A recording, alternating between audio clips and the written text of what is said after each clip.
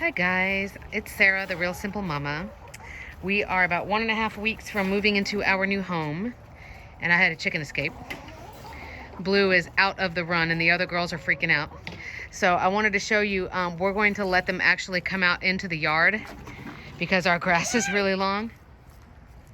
And because I just want to see what they're going to do. Now it is, what time is it? It's a little after 4 o'clock. My girls normally go up to roost by 5:30. So I'm not giving them a full day to be out in the yard, but this is kind of sort of, this video doesn't necessarily have a purpose. I just want to document what they do because they've never been let out in this yard ever, and we've lived here for a year. Just so you can kind of see why we had, a problem a while back deciding should we put our chickens in a run or should we just let them have the whole yard. And every once in a while on the chicken forums on Facebook, I have somebody ask, how, I let my chickens out into my backyard and everything. How can I keep them from like pooping on my porch? And the answer is, you can't. You have to basically let them out or lock them up into a specific area, and that's the only way. So here we go. Come on, girls. Chicks. Come on. Come on, girls. Come on, girls. Wow. So they have never been let out into this yard. When we first got chickens, we got them as chicks, and then we let them out at our old home, and they were out in our entire yard. And I was trying to find all these strategies to keep them out of my potted plants. We had vegetables and herbs and just, flowers and decorative plants. And it was this constant battle. It was a constant battle for them pooping on the porch, for them getting in the kids' sandbox when the kids were trying to play. And so finally we made the decision they need to have their area and then we have our area. No, baby, just leave them alone. Leave them alone. See what they do. Now you guys can go play on your water table. That's fine. Get it, girls? So I'm going to leave that door open. And the only thing I guess I'm concerned about is, I don't use any kind of pesticide or any kind of fertilizer or anything like that. The pots that I have that are out that they can have access to are plants that are tried and true. I know they're not going to eat. Girls. Flopsy, don't poop on St. Francis, please. And the only thing I want to watch for is to make sure that they remember how to get back in to go to bed. Because they've never been out here before. So I'm going to stop talking unless I think of something really important to say. And this is just going to be a couple minutes of my girls having freedom, being out in the long grass. We're still in the process of figuring out exactly what plants we're going to plant in their new chicken run because I don't want to pick anything that they're going to eat. I don't want to spend the money and the time to go buy shrubs or herbs or flowers or anything and be like, oh, those look so nice. Okay, girls, here's your new home. And within 2 days, they're destroyed, so. Girls. They're digging around in there, huh? Ooh, girl. Ooh, girl. I know. That grass is nice, huh? So everyone's just kind of chilling out. I don't know how far they're going to venture. This house is weird. The backyard wraps around through the side yard and goes up to the front yard.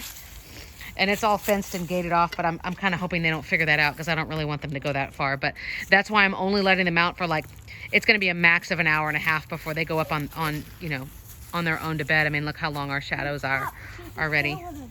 So y'all don't need to feed them anything. Just leave them alone. This is really exciting for them. Look, Blue's already messing everything up.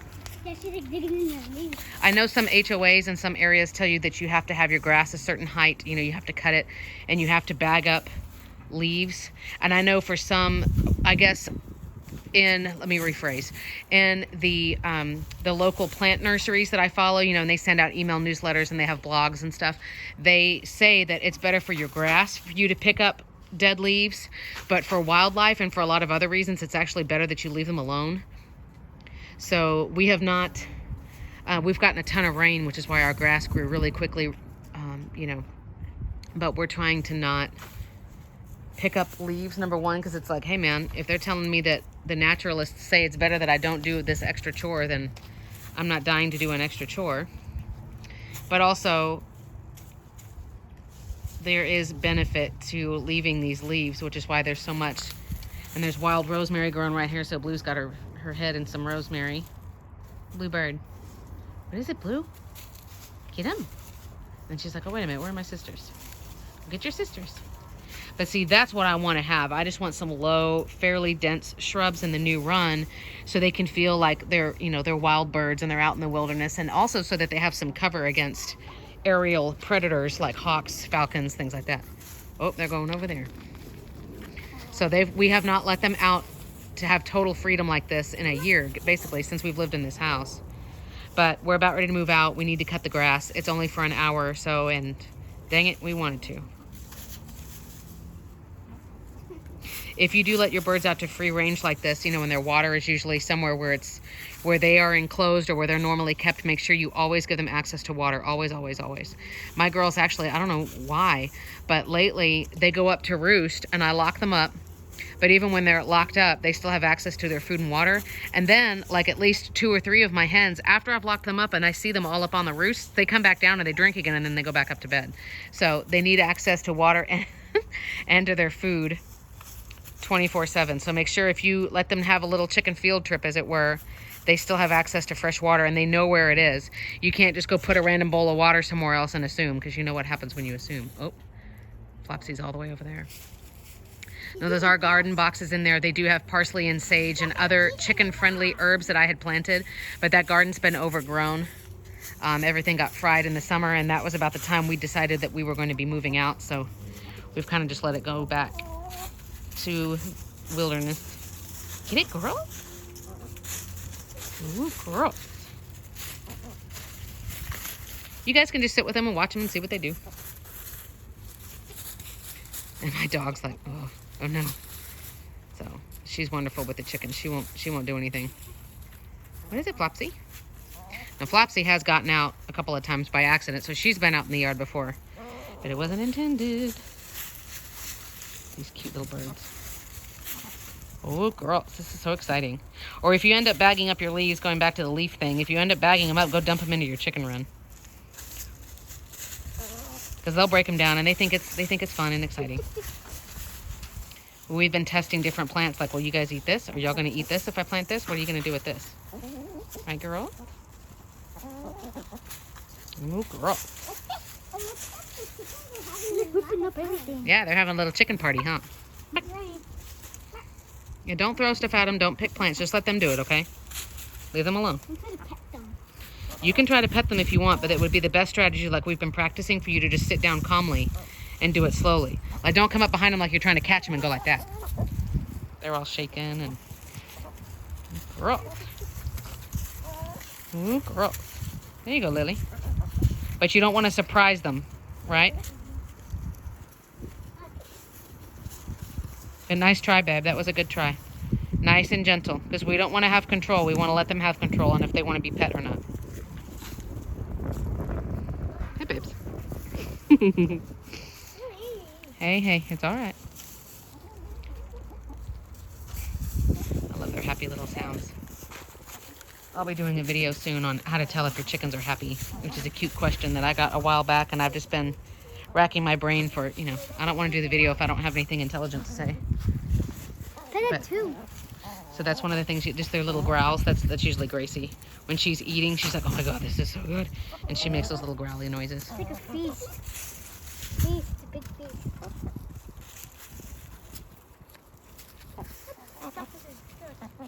Well, she's finding that grit, remember? To put down in to help her digest her food, because they don't have any spit and they don't have any teeth. So right now they're eating like whole leaves and stuff. That's Grace. Gracie! Get it, Grace! Who's over there? Oh. Lacey's over underneath that lemon tree. But see, like, this yard has not been taken care of at all. Like, that tree is just... And I've pruned it twice, trying to get it to be shaped like a tree, but this yard... Somebody loved this yard a long time ago, and for the last at least 3, 4, or 5 years, nobody's taken care of it, so... Kind of sad. Shh. Yeah, don't pick anything for them, babe. Just leave them. They'll figure it out on their own. I want the chicken. What one the chicken to poop on him? Right there.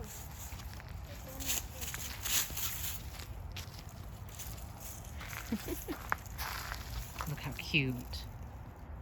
My girl. Blue. Hi, Blue. Kids and dogs and chickens and sunshine. Is there any better combination?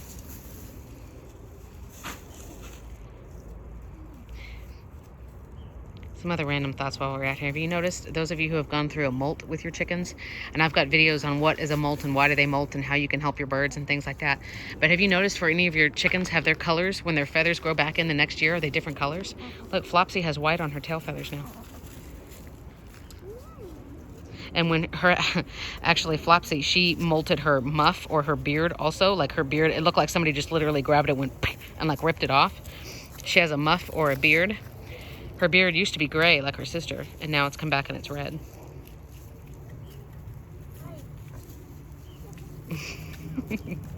My dog's doing her nervous tail wag like, I like you guys, please don't pet me in the face. What, girl? Woo, girl. Sorry, I'm in my own shot here.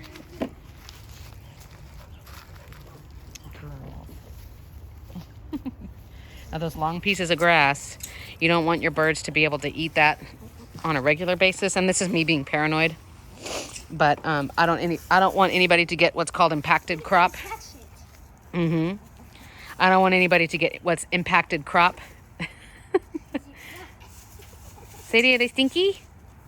Ooh, sweets. That's Sadie's nervous tail wag. What is it, babes?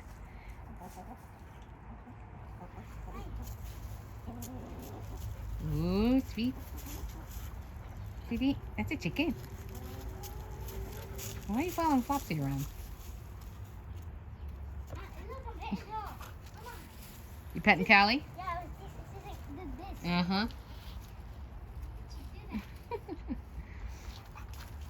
But I don't like them to have long pieces of hay or long pieces of grass on a regular basis. Cute. Because I don't want to deal with impacted crop. Sadie, hey, that's enough.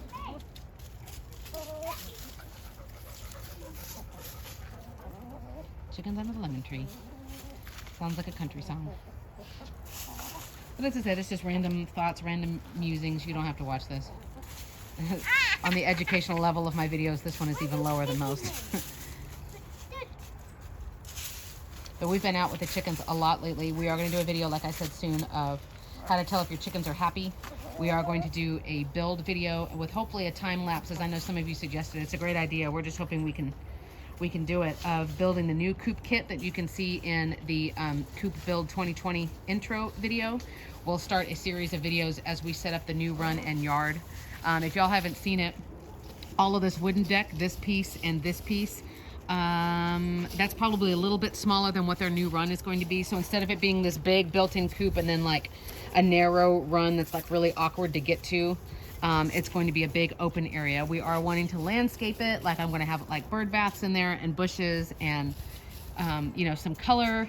Their coop is by Omaha. Like I said, it's red and white.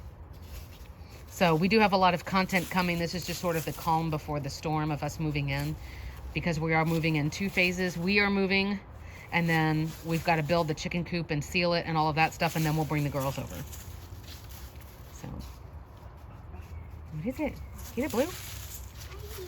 God, I love the way they dig. It's just so funny. Because as they're digging, they don't look. Watch. Do it again, Blue, please. See, when they dig, they look up, and then they look down. It's like, you know, you probably could just, like, look at what you're digging and save yourself some time.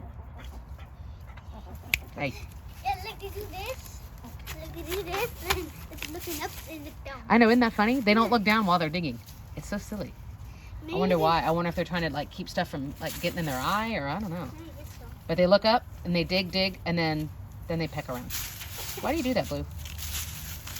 Bluebird. Hey. Jeez. You brat. So we're just going to hang out with the girls a little bit more and make sure they get to bed safely.